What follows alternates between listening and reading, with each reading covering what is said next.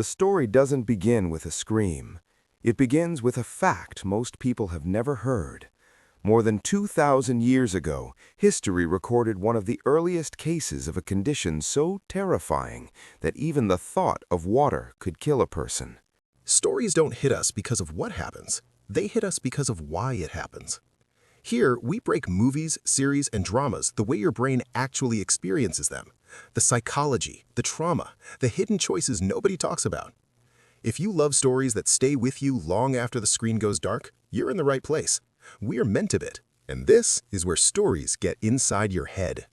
Hydrophobia. Not fear in the normal sense, not panic, but violent, uncontrollable spasms triggered by something as simple as a glass of water. In rare cases, this fear appears psychologically, but most often it's linked to one of the deadliest infections ever known. Rabies. A virus that attacks the central nervous system. A virus that doesn't just kill the body, it warps behavior. And in primates, especially chimpanzees, its effects are devastating. This information isn't shared to educate, it's shared to warn you. Because once you understand this, nothing that follows feels accidental. We cut to a quiet, forest-like research site. The mood is calm, routine, almost boring. A doctor enters a secured area, confident, relaxed, believing he's there to administer a simple vaccine. The chimpanzee sitting across from him is named Ben. Ben doesn't resist, he doesn't move, he just watches. That stillness feels wrong, too controlled, too aware. Then, without a sound, everything snaps. Ben explodes forward with sudden animal violence. There's no struggle, no time to react. In seconds, the doctor is dead. The attack is brutal, effortless, final. News reports later widen the picture, explaining how chimpanzees can understand hundreds of words, how their intelligence has blurred ethical boundaries, and how some families now raise them almost like children. Then the timeline pulls back. 35 hours earlier, a young woman named Lucy sits on a plane heading home to Hawaii, unaware that her normal life has already reached its final moments. A small incident happens mid-flight. A boy bumps into her, drops his teddy bear, apologizes shyly, and disappears back into his seat. It feels meaningless, which is exactly why it isn't. After landing, Lucy reconnects with her sister Erin, who mentions everything at home is fine. She speaks with her closest friend, Kate, who's excited about visiting for the weekend. Kate arrives with her friend Hannah, lively, curious, immediately pulling attention. Hannah strikes up a casual conversation with Phil, a friend of the boy from the plane, even exchanging numbers. Nothing feels wrong yet, but Lucy senses something off. When they reach the house, Lucy reunites with her father, Adam, who is deaf and communicates through sign language. He's stressed about a book project, but Lucy's presence instantly grounds him. Then Ben appears, not behind bars, not hidden, part of the family.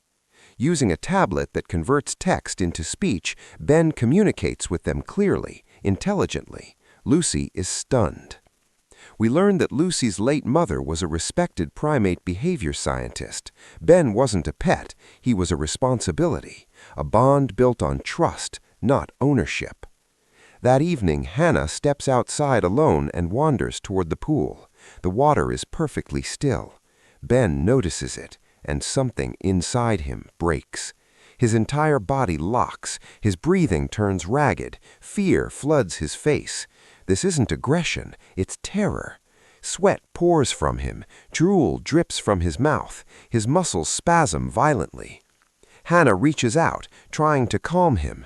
Ben snaps. Adam reacts instantly, using a whistle to pull Ben away, apologizing, explaining it was just stress, just unfamiliar energy. But later, alone, Adam finds something worse, a dead mongoose, with bite marks and matching wounds on Ben. The truth lands quietly and heavily. The next morning, Adam explains that the mongoose is being tested. He insists Ben stays locked away. He promises to call a veterinarian. Before leaving, he hugs Lucy, unaware it's the last normal goodbye they'll ever share. Later, tension grows, jealousy surfaces, small arguments feel sharper than they should. Then Kate suddenly collapses, violent vomiting, confusion, fear. Lucy helps her inside, noticing their matching necklaces, symbols of closeness that now feel fragile. Kate later steps outside alone, trying to clear her head. She spots the teddy bear from the plane, then hears breathing. Ben emerges from the shadows, not frightened anymore, focused, predatory. Kate screams. By the time Lucy arrives, Ben is gone, but the silence is shattered by screams near the pool. Chaos erupts. They try to restrain Ben. They barely succeed. The only working phone is inside his enclosure. Then Aaron arrives. Ben breaks free. With nowhere left to run and the sea cliffs behind them, the group jumps into the pool to survive. In a desperate moment, Ben is struck and killed. But even in death, his body releases a chilling sound, something close to laughter. Lucy understands immediately. Aaron needs help, now. She approaches the phone. The screen is shattered. A call accidentally reaches the boys from the plane. They laugh it off. Too late. Ben is not finished. He attacks again, violently, unstoppably. Elsewhere, Adam receives confirmation. Rabies. He races home. Inside the house, Lucy and Kate move silently, trying to retrieve a phone. A television flickers on. Ben hears it. They hide, barely. Ben destroys the room in blind rage, missing them by seconds. When Lucy finally grabs the phone, Ben's tablet activates. 2 words appear. Ben, bad. Ben attacks. Kate saves Lucy and pays for it with her life. Hannah tries to help. It doesn't matter. Ben is beyond control. Drew arrives, still joking, still unaware. Moments later, he's dead, brutally. Finally, Adam returns home, confused by the destruction, oblivious to the danger standing inches away. Lucy tries to warn him. He doesn't hear. Ben pretends to calm down, then shatters Lucy's wrist. In the end, Adam understands too late. The whistle no longer works. Control is gone. The story ends not with relief, but with confirmation. Some infections don't just kill. They erase everything that made someone familiar.